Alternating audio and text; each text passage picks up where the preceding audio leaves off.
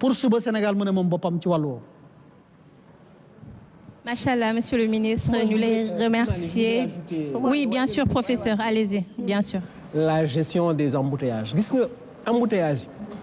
c'est vrai que le ministre bi mu ngi wax oui la télésurveillance dans son ensemble hein, y compris la verbalisation ak yooyu yëpp c'est de très bonnes idées qui sont peut-être pas très coûteuses et qui sont très efficaces à certaines conditions bien entendu que les outils pour ça soient intacts. Or on connaît un peu aussi les Sénégalais nu ñu mel ak yenn xoolal les feux nu ñu leen di yàqee ma ça me désole toujours, ça me fend le cœur. Mais je veux dire, la question des embouteillages, c'est quoi finalement un embouteillage? C'est-à-dire qu'il y a une densité de voitures sur une section de route. Maanaam ay oto la benn nombre ci tali bi dafa mel ni tuyau boo xam ne dafa nekk benn calibre nga bëgg ci jaarale une quantité d'eau X. Donc am na noo xam ne bu tuyau bi bu fekkee noonu la day ndox bi ngay am à l'arrivée le débit il est limité. xoolal dañu jéem a yokk Dakar jéem def nañ ay effort yokk nañ fi ay tali def leen ay parfois 2 voies regarde rek tout ce qui passe par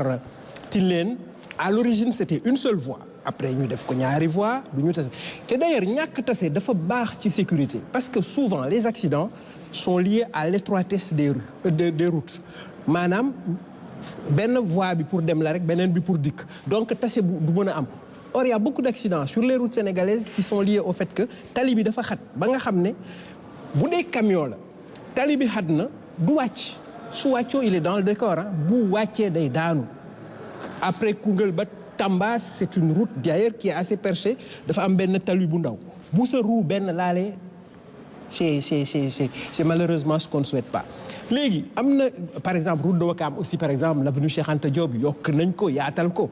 ku xamoon ni mu meloon avant ak léegi xam ne kii mais bu fekkee ne le rythme auquel je veux dire que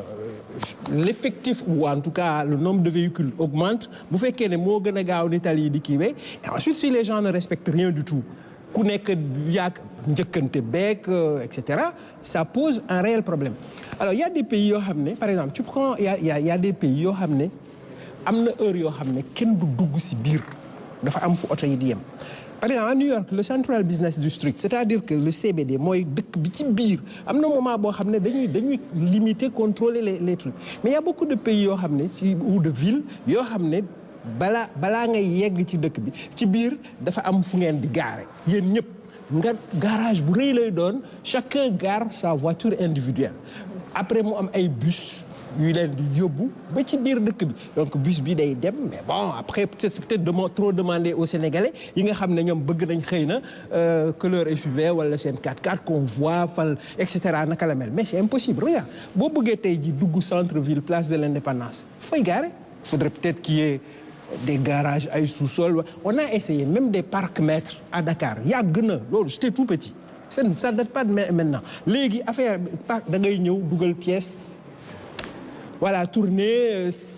mu am un temps d'arrêt boo fa war a taxaw 10 minutes 15 minutes mais lépp dara doxatu si. Il y a encore des parcs-mètres allez sur Ponty ou Georges Pompidou maintenant depuis longtemps d'ailleurs et vous allez voir les restes de ces engins-là c'est très compliqué à gérer un tout petit peu les embouteillages bu fekkee ne les gens ne sont pas respectueux de l'ordre mais da ngay gis quand la circulation est dirigée par des feux il suffit que kenn brûle benn feu pour qu'après les choses se gâtent.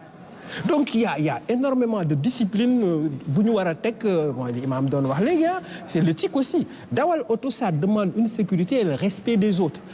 griller une priorité à quelqu'un dépasser un feu rouge c'est autant de choses yi nga xam ne c'est des conséquences yu doy waar la mën a indi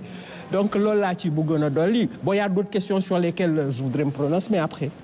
Merci professeur nañ dellu si waat ci yow.